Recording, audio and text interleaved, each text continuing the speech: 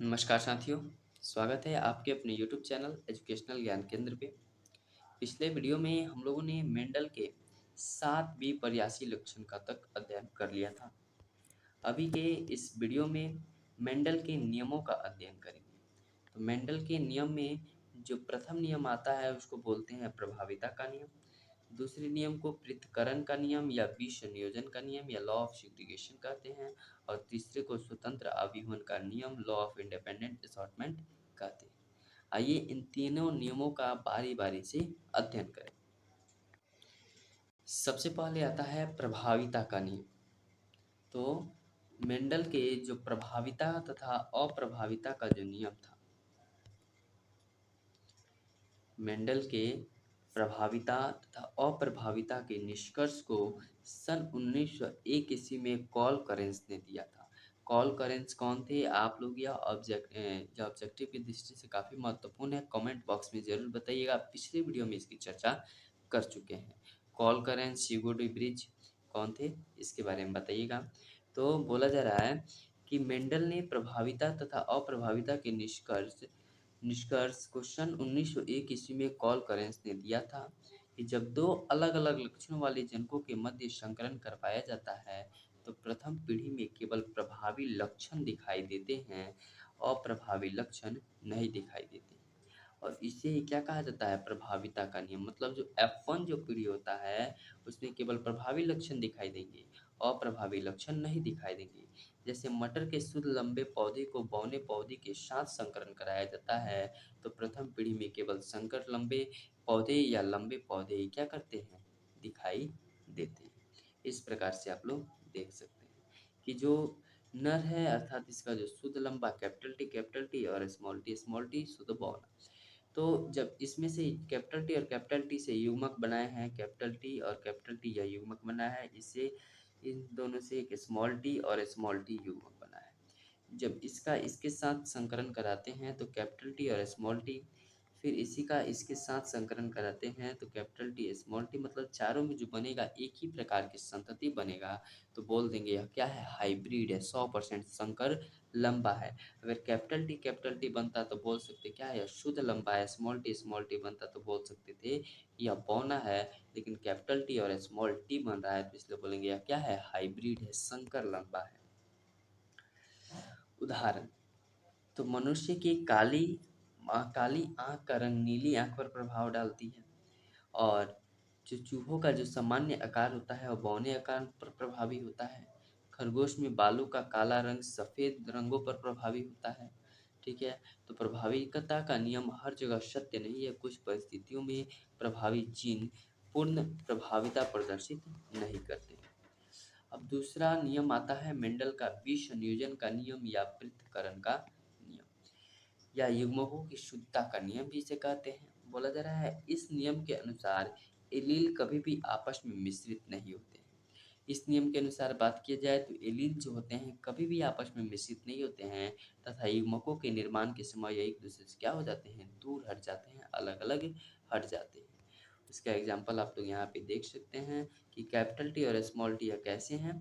तो यह क्या है? संकर लंबा है। कैपिटल टी स्मॉल टी संकर लंबा है।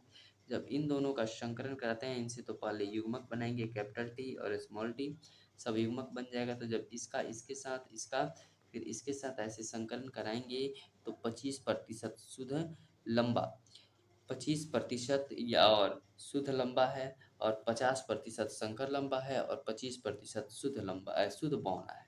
इस प्रकार हम लोग बोल सकते हैं कि 25 और 50 मिलकर के 75% लंबा और 25% क्या बन रहा है? बौना बन रहा है। बस इसमें इतना याद रखिएगा कि एलील कभी भी आपस में नहीं मिश्रित होते। फिर बोल रहा है कि प्रभाविता का नियम तथा विसंयोजन या युग्मकों की शुद्धता का नियम जो होता है एक संकर संकरण पर आधारित होता है, मोनोहाइब्रिड क्रॉस पर आधारित होता है। अब समझते हैं द्विसंकर संकरण। तो यह पहले ही हम लोग पढ़ चुके हैं, इसको फिर से पढ़ने की जरूरत नहीं है। अब आप लोग पहले एक पढ़े थे पुनेट वर्ग। आपको याद होगा कि फर्स्ट या सेकंड वीडियो में हम लोगों ने सेकंड वीडियो में पुनेट वर्ग के बारे में पढ़ा था कि पुनेट वर्ग क्या होता है। आरसी पुनेट के नियमों का अध्ययन पुनेट वर्ग कहलाता है। आरसी पुनेट ने भी एक नियम को प्रस्तावित किया था। तो इस प्रकार से पुनेट वर्ग होता है। आप लोग को उसमें बताए थे कि हम लोग क्या लेते हैं, एक स्क्वायर लेते हैं और स्क्वायर से क्या करते हैं, पुनेट वर्ग के द्वारा हम लोग वह जीव कैसा है यह पता लगाते हैं। तो इसमें 4 युग्मक 4 ठो लिया गया है, R capital Y, capital R small R capital Y, small R small Y. ठीक उसी प्रकार इधर भी लिया गया है कैपिटल आर कैपिटल वाई,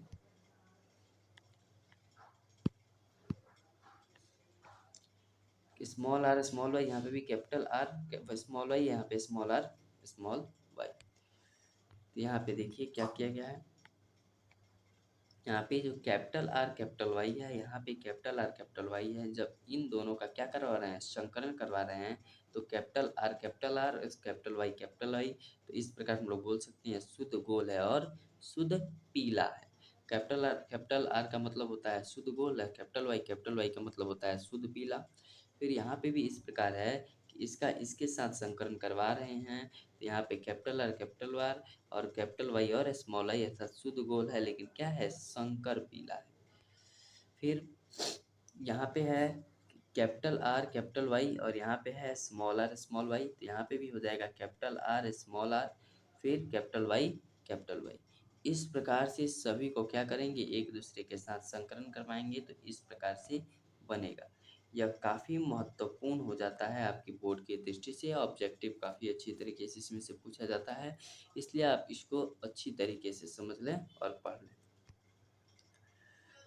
अब इसमें यह क्वेश्चन पूछा जाता है कि जो आर है, कैपिटल आर किसका संकेत है, शुद्ध गोल का, कैपिटल आर शंकर गोल का, कैपिटल वाई शुद्ध पीला का, कैपिटल वाई शंकर पीला का, स्मॉल आर झुरीदार का और स्मॉल वाई हरा का।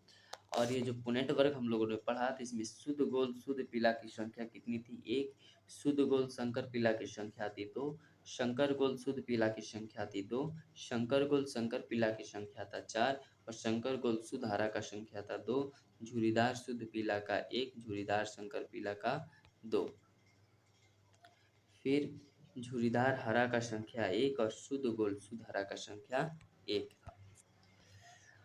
अब यह पता करें कि द्विसंकर संकरण का जीनोटाइप या जीन प्रारूप अनुपात क्या होता है, तो 121, 242 और 121। इसको याद रखने का एक ट्रिक है कि 121 और 121 को जोड़ते हैं तो कितना हो जाता है, 242, तो 121 और बीच में हो जाएगा 242 और फिर 200 121 242। और जो द्विसंकर संकरण का जो लक्षण प्रारूप है या फिनोटाइप है, इसका अनुपात होता है 9:3:3:1 और इसमें गोल पीला की संख्या होती है 9, गोल हरा की संख्या 3, झुरीदार पीला की संख्या 3 और झुरीदार हरा की संख्या 1। अभी के लिए बस इतना ही, मिलते हैं अगले वीडियो में।